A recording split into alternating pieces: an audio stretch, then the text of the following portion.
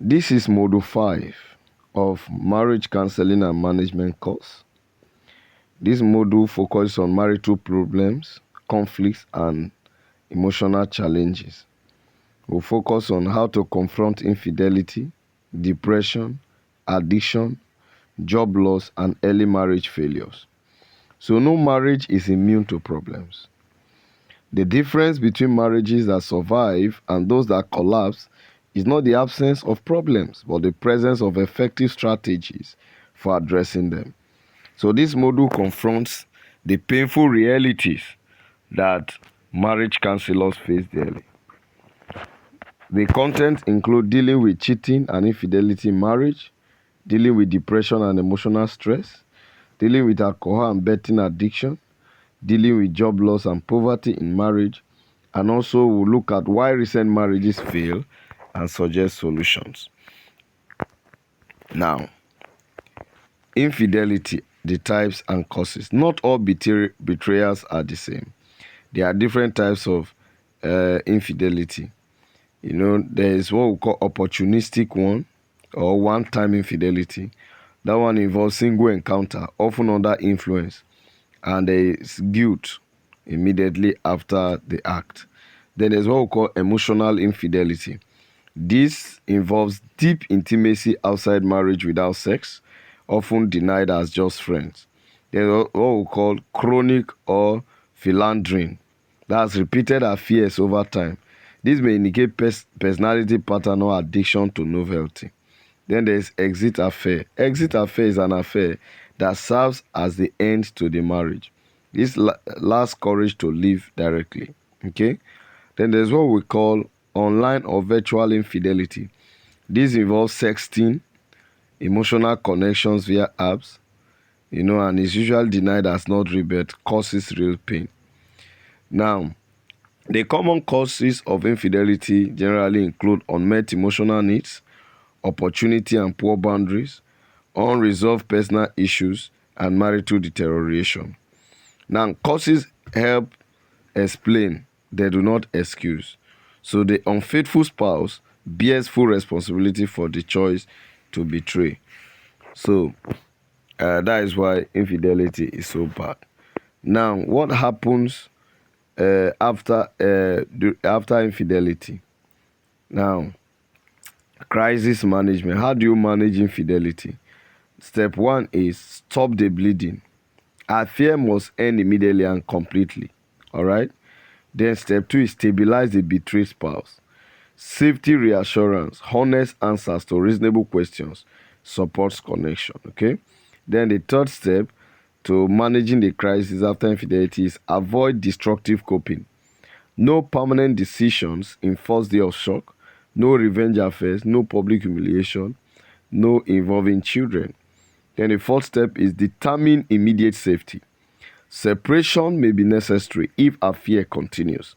So betrayed spouse cannot function or abuse betrayed spouse cannot function, or you can also separate if abuse is present. The first hours and days are crucial. So couples need crisis containment before any deeper work can begin. Now let's talk about the recovery process. There are 4 phases of recovering from infidelity. Phase 1 is atonement. This is where this lasts for 1 to 3 months, where the unfaithful spouse takes full responsibility and answers questions patiently, makes amends through changed behavior. Then the second phase is understanding phase, which lasts from between 3 to 6 months. This is when you explore what led to infidelity without excusing, what was missing in the marriage, what vulnerabilities existed. Then the third phase is rebuilding. It covers 6 to 18 months, where you set new boundaries, transparency, dating, intimacy, and communication skills is very important here. Then the fourth phase is the phase of forgiveness, which lasts between 18 to 36 months. This is when the betrayed spouse integrates experience into the marriage story. Infidelity is no longer the central focus at this stage. But when reconciliation is not, this is when reconciliation is not recommended. If there is no genuine remorse, And if there is a serial infidelity pattern, continue blaming, and there is presence of abuse, betrayed spouse does not want to reconcile. So there are no quick fixes actually. So counselors who promise rapid recovery do couples a disservice. This is long, hard work. Now let's talk about depression and emotional stress in marriage. Depression is more than sadness. It is a clinical condition affecting mood, interest, appetite, sleep, energy, concentration, and self-worth. Now, how do depression manifest in marriage? One, it can manifest in loss of interest in shared activities. It can manifest in fatigue, that is when household responsibilities are neglected. It can also manifest in irritability, that is increased conflict. It can also manifest in emotional disconnection, which we call withdrawal. It also affects sleep, you know. So, stigma around mental health in Nigeria means many couples suffer silently without seeking help because of the stigma in the society. So, depression is not a character flaw, it is an illness. So, counselors must normalize treatment and reduce shame. Okay? How do you help a depressed spouse? First, educate yourself. Then, do separate the person from the illness.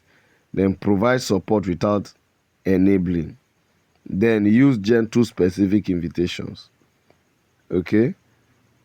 Then, do encourage professional help without nagging. Then, set boundaries to protect yourself and watch for suicide warning signs. Okay? Warning signs. Then alcohol and betting addiction.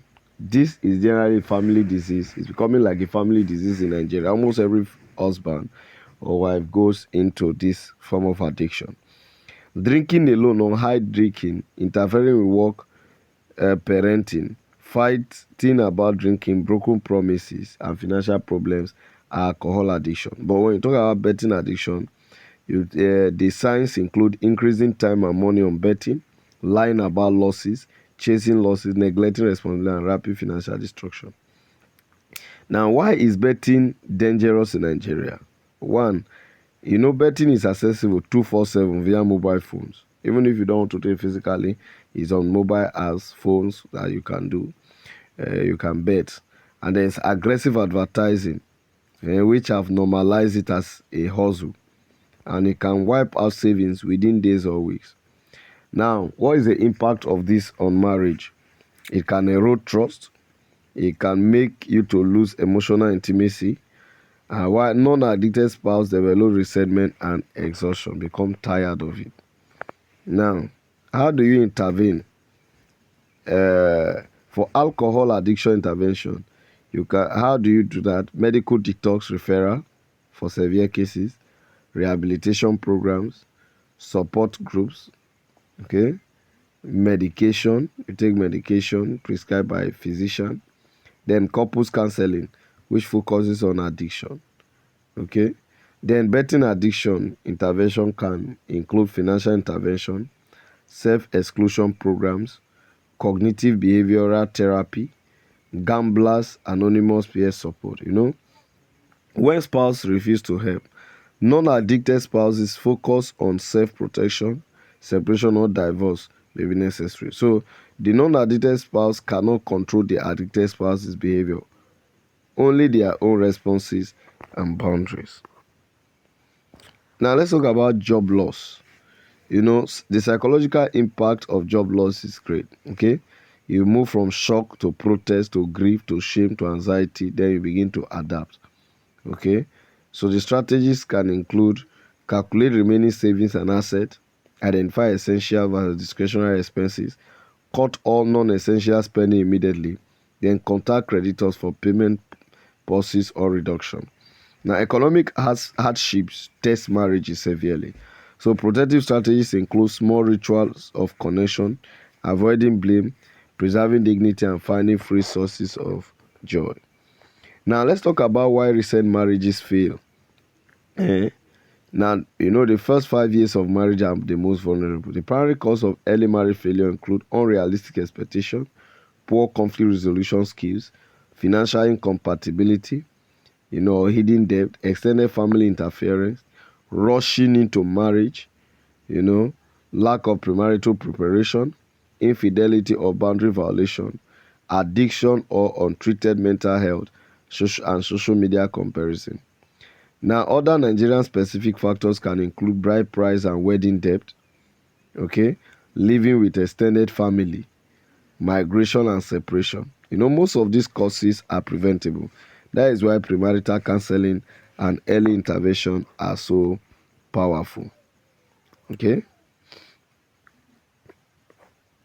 Now, we have seen that working with couples in crisis requires both technical competence and emotional resilience.